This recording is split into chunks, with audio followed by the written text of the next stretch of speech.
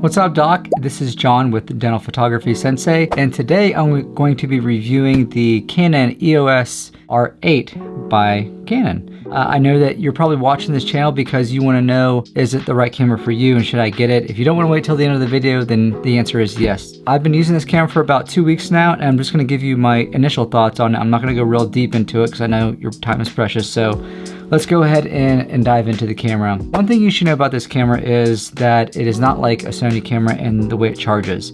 So with a Sony camera, you can plug it into a wall using basically any kind of USB-C cable or a micro USB, I think it's called.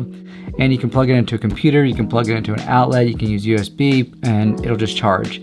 With this, it's a little bit different. It takes a proprietary cable and recharging system.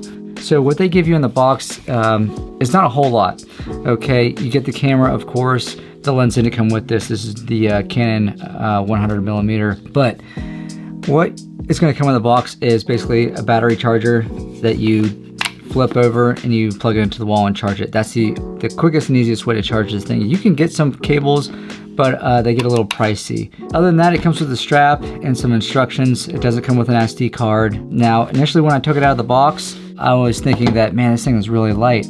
And I was like, it kind of feels kind of cheap, and I was a little bit underwhelmed. But, you know, don't mistake the lightness of a camera to be directly related to the quality. And if that's a factor in your buying decision, I wouldn't even think about it. So this camera, the settings on the outside are a little bit weird. Like, for instance, it has a camera mode on the left side where you can turn it on and then turn it on to a video mode.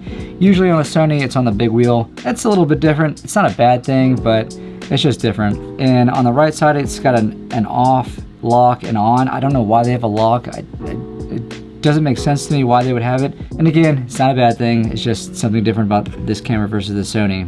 You got your control wheel, back wheel here. It's pretty much the same. It looks identical to the Sony in that aspect.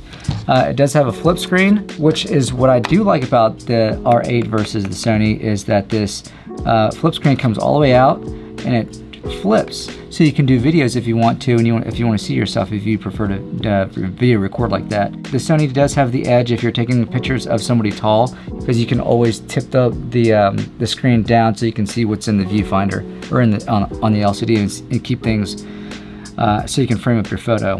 Straight out of the box is that it's a hybrid system. So you're going to be touching the screen, you're going to be messing with the wheels.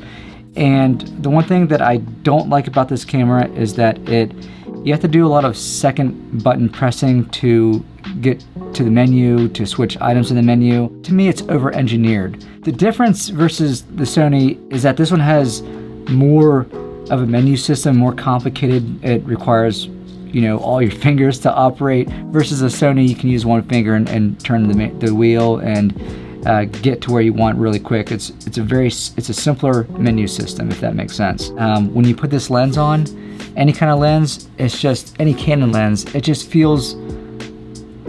really feels like quality. And I'm not saying the Sony isn't quality either, but this just feels like the parts, when you put the lens on it, it feels like it's tight, it's water sealed. You can see that it's quality, and you can feel the quality when you put the lens on. For instance, when you put it on and off, when you take it on and off, it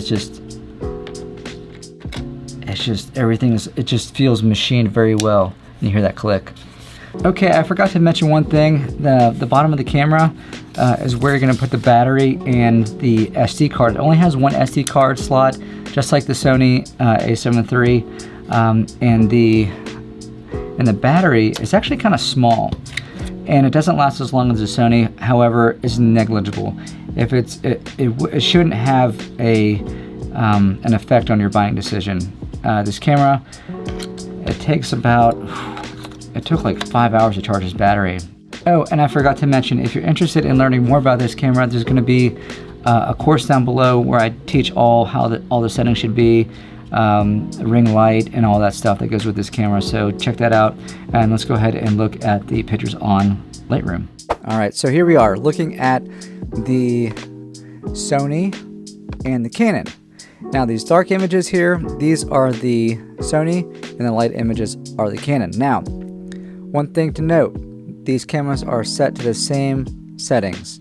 Okay, I believe it's like 320 was the shutter, f10 was the aperture, and the ISO was at 4000. So right away, just looking at the photos, I can tell that the Canon has better performance, even though it's the same settings, same size sensor. It's just, I'm looking at it, I'm like, man, it looks actually better than the Sony. So, but if we go into the Sony, I can easily replicate the color and everything, so it's not really a big deal.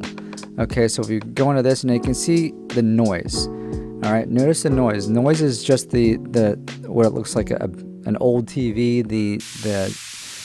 It looks like it's not as clear. Okay, and that's because there's not enough light. Now you look at the Canon, and you're like, oh my God, that's 10 times better. But I can brighten up the Sony. All right. So let's go up here to the exposure. Alright, so get it close to the Sony. Or I'm sorry, get it close to the Canon. Alright, so that's the Sony, and that's the Canon. You're like, well, it still looks better than the Sony. Well, I want to show you something that you'll be like, oh, well, it doesn't matter. So, if you don't know by now, Lightroom has a special AI feature that can basically replicate an artificial image pixel, basically what it is, and mimic the colors and everything that you have in a photo. It's kind of hard to explain, but I'm just going to show you what I mean. Okay, so I want to make this look 10 times better. Why is this not doing what I want it to do? Oh, I got to take this off.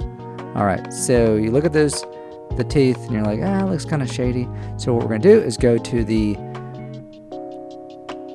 denoiser, or not, it's an artificial AI denoiser.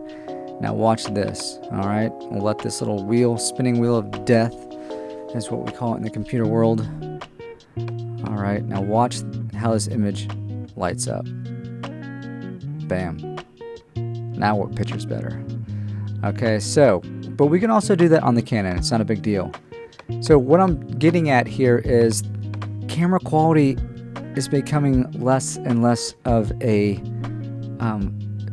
factor in the quality of the image that you have that you can post online. Like every image that I take now, I'm using this AI denoiser to basically make my images sharper, make them pop out more. And I'm just like, I've used a Sony A5100, which is really crappy with light, and I was able to use that denoiser feature and make it look like a full frame camera. And it was just like, I'm like, oh my gosh, I'm sitting here like, this changes everything.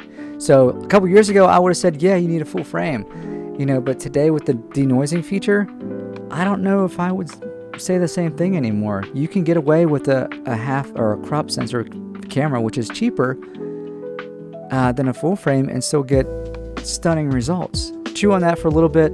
See what you think. Do I recommend the Canon R8? Yeah, I do. It's a great camera. It has its pros and cons, just like a Sony does. It depends on what kind of menu or what kind of camera you're used to. If you started out on a Canon, get a Canon. If you know Sony, get a Sony. It doesn't really matter.